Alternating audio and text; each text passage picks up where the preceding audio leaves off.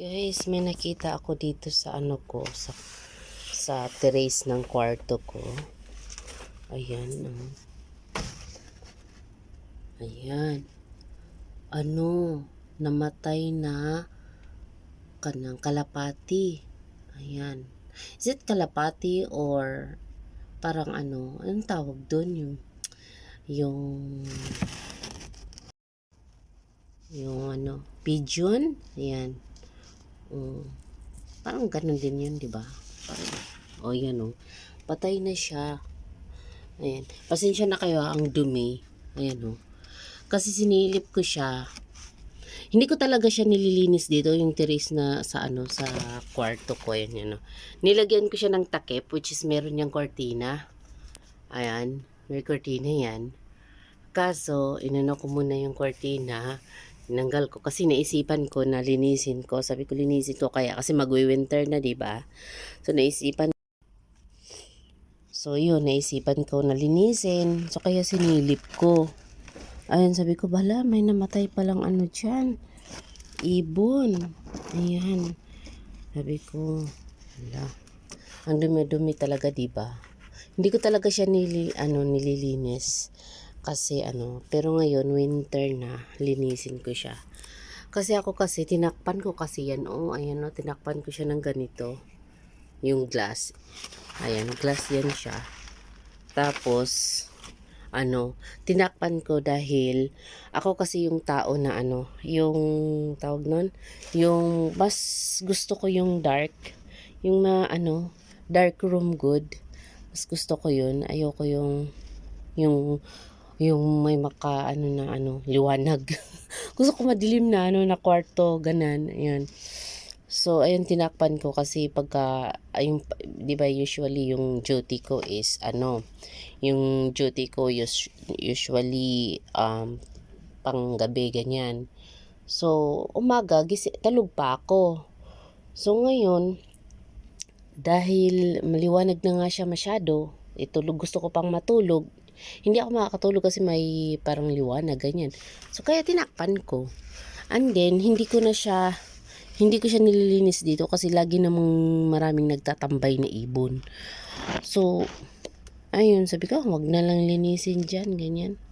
So ngayon dahil magwi-winter na, ayan, linisin ko. Ayan, saglit lang linisin ko Grabe, ang dumi. Ang dumi dito. Ayan. Grabe. Ito kasi bintana. Parang terrace ng ko sa kwarto ko. Ayan. Ayan. So, dyan.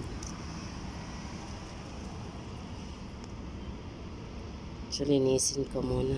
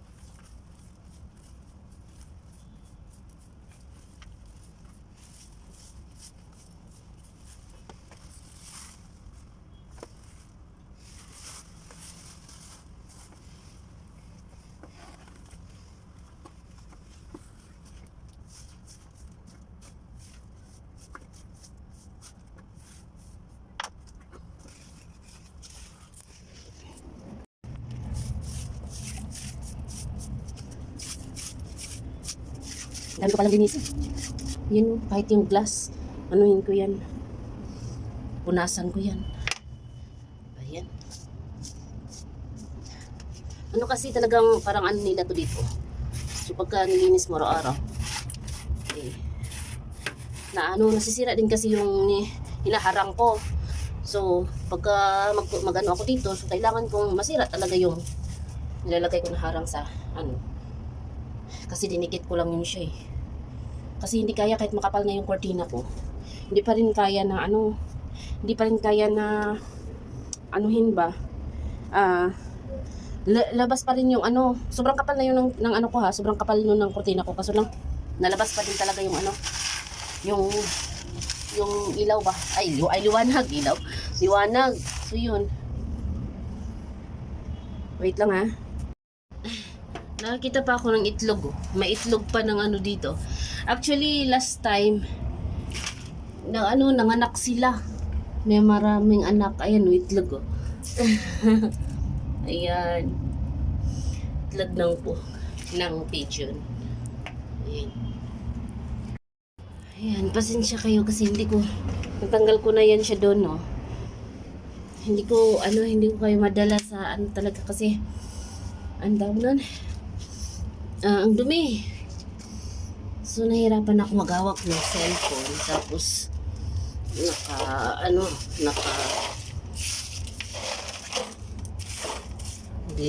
habang naglilinis ganyan. So yun. Tsaka ang init pa. Ano pa lang kasi dito, alas 2. Ay, mag-alas 2 pa lang. 1:30 yata, ganyan. So, kaya mainit pa yung ng araw, sikat ng araw. Kaya nahihirapan akong init. Kaya naisipan ko na baka tanggalin ko lang to muna. Tapos pag na talaga, malamig na yung weather. Saka na ako hugasan ko dito. Kasi talagang ang init ng init tapos ay grabe. Talagang nagbabahay yung mga ibon o mga pigeon sa mga ganito sa terrace. Ganyan. Kahit doon sa ibang bahay ganyan din So, may mga ibon din doon sa bintana nila. So, yun. Talagang siya. Dito nagbabahay. Kasi noon dati, napag-isipan ko to na parang lagyan ko siya ng garden, taniman, ganyan. Kasi sobrang busy talaga sa trabaho. Walang oras. So, baka gawin ko. Itlog? Bakit kumakalog? Patay na siguro to, no? Basagin ko ba? Patay na siguro to siya. Wait lang.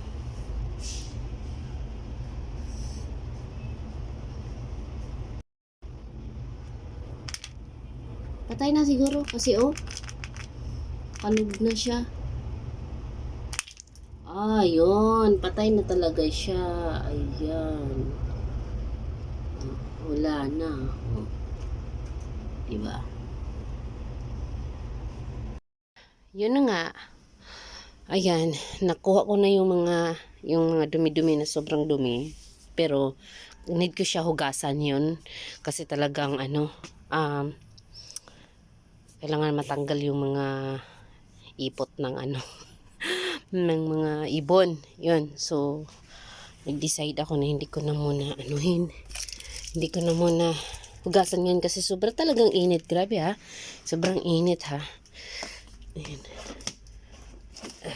Kasi kasi sa umaga malamig, sa gabi sa gabi na siya malamig na, pero pag tanghali talaga mainit pa.